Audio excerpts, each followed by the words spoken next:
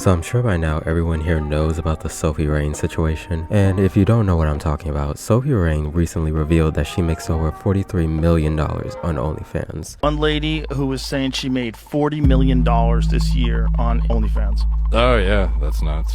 40 million. And she's a virgin, I guess, and she doesn't. Yes, Sophie Rain makes over 43 million with an M on OnlyFans. And not only that, but she has recently come out and stated that she is starting a content house with Camilla Ardero and many other OF creators. And this content house will be known as the Bop House.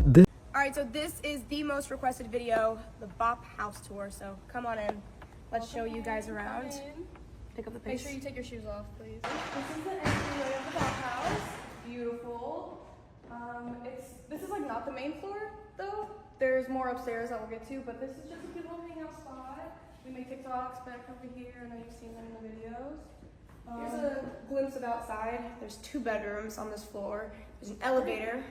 Right? There's 3 bedrooms on this floor. Yo, that Bop House is gonna start another pandemic. You really mean to sit here and tell me that a house full of whores is not gonna breed the nastiest STD known to man? Yes, you could argue that porn stars are pretty, like, you know, they're pretty clean because they take tests every now and then, but I know it's gonna be that one nasty dude that hits one of those girls, probably Sophie Rain or something, and they're all gonna be in the same house. And who knows, it's a degenerate house. They probably have, you know what, with each other. It's all gonna come together, breed a nasty STD. It's gonna go airborne and affect everyone known to man. Bro, back in the day when they used to have those whore houses and stuff like that, but I just used to be absolutely disgusting. But I know it's 2024/2025, so like it's not gonna be that bad. But gang, I don't know, a lot of weird stuff been happening this year, not just like 2025. Something bad is gonna happen. I feel like it's gonna be the Bop House's fault. But I don't know if Sophie Rain is like the smartest girl on the planet or like one of the most degenerate girls on the planet. Because there's a TikToker named Angry Asian, and he made a good point, bro. Like, these Bop House girls are like ruining like kids. Like, apparently there's like a 17-year-old girl that's trying to join the Bop House gang. Like, let that sink in for a little bit. I'm starting a new revolution. Do not buy none of their OFs. Come on, guys, who's This with me? wouldn't really be a necessarily bad thing, and I want to say right now, I have nothing against OF creators. I think OnlyFans is a good thing. I think it gives people control of their businesses and takes away from the predatory aspects of sex work. With that being said, I don't think it's appropriate to be advertising it on TikTok, a platform that mainly has minors on it, and I will soon get into why I think this is a bad thing.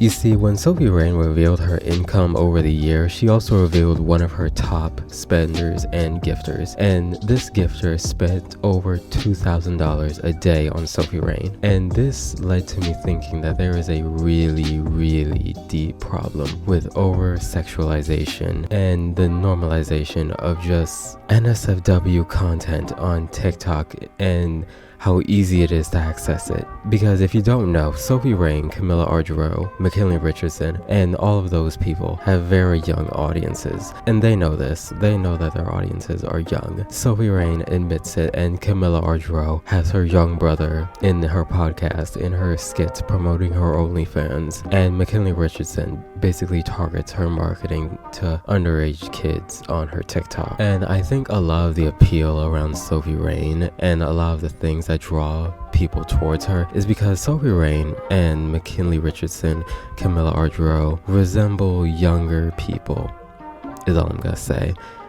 And you know what, the more I was thinking about that, the more I realized there might be some truth to that. Because if you look at Belle Delphine, a lot of people were drawn to her content because she acted like a child, she looked like a child, and she was very much dressing like a young child. And you know, this theory of mine was basically all but confirmed when I realized that a 17-year-old girl, yes, a 17-year-old girl had auditioned to be in the Bop House. And you know what, I wouldn't even be making this big a deal out of it if the Bop House TikTok didn't make a skit about it.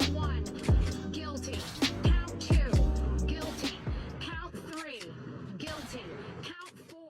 Guilty. I made a video about Sophie Rain, right? And in that video, I said that her audience watches her because she looks like a child and she sells a V-card. And so many people were so quick to be like, what are you talking about? She doesn't look like a kid, she looks like a full-grown woman. Tell me why the most requested girl to go into the Bop House, made and produced by Sophie Rain, is a 17-year-old girl.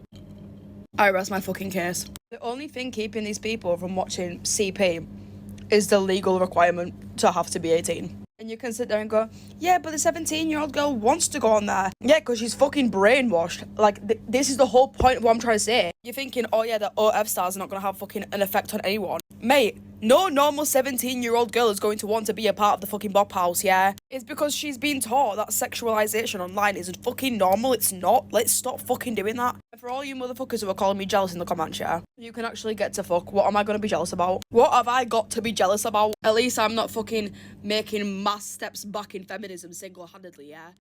So, in some way, they're aware of their audience being young, and they're aware that young people have access to their NSFW content. And I say all this to say is because it is very concerning on how easy it is for a young person to just find these NSFW spicy content OF creators and go to their Twitter, their OF, their Instagram, and it's harmful.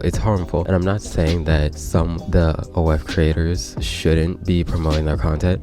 I'm just saying that their audience is primarily young people, and they know this. Sophie Rain, Camilla Ardro, McKinley Richardson, they all know that their content is heavily revolved around young people. And I'm saying that is very dangerous and harmful and scary, and how easy it is for a young person to develop an addiction to this type of content. And with that being said, I've even seen some OF creators on TikTok express the fact that it's very hard to get a job once you've done OnlyFans. And I'm not disrespecting OnlyFans creators at all. I'm not shaming them at all. I'm just saying that some OF creators don't really make the money that they're expecting to make, and it's a very small amount of creators actually ever really break the 1,000 a month barrier. And if you think I'm exaggerating, or if you think I'm just being unserious, I want to bring back what I said about Sophie Rain, Camilla Ardro, and McKinley Richardson about how they look younger and act younger, specifically Sophie Rain. You remember when I said that the person who auditioned was a 17-year-old person? Well, a lot of people suggested that it was Piper Rochelle,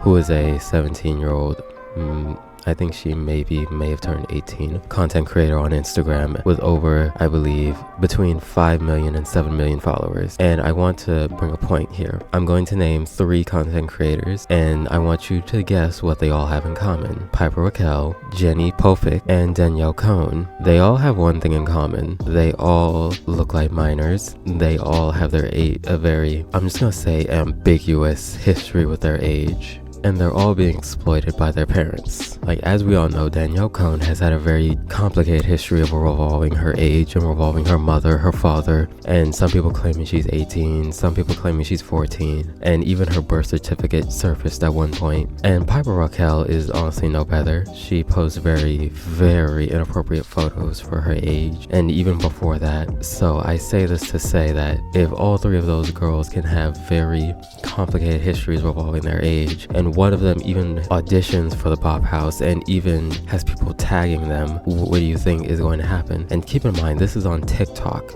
They're recruiting OF creators on TikTok, a place where minors can easily find their accounts and tag someone who they may not even know is under the age of 18.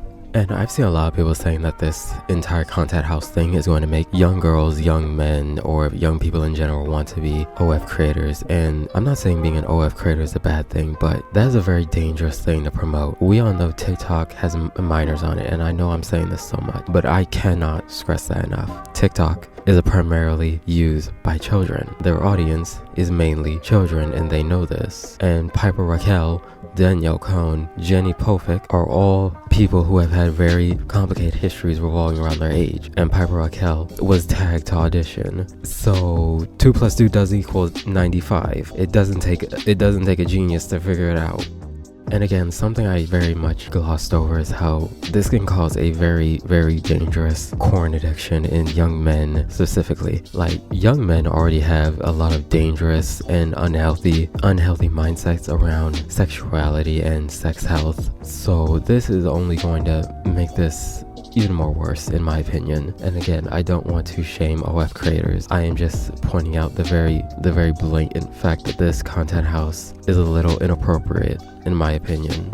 But But you know what? At the end of the day, they're gonna make their money. They're gonna do what they want. And it just scares me that we're watching this porn addiction happen in real time, and we're watching people have a very false sense of reality, I guess you could say, in real time. And I don't know, I think, haven't we learned our lesson from the last few content houses? Like, I thought we were done with that, with the Hype House and the Soy House, or whatever it was called, I don't remember, but I guess not. But you know, that's gonna do it for me. I'm out. Be sure to like, comment, and subscribe. Yeah, that's gonna do it for me. I'm out. Peace.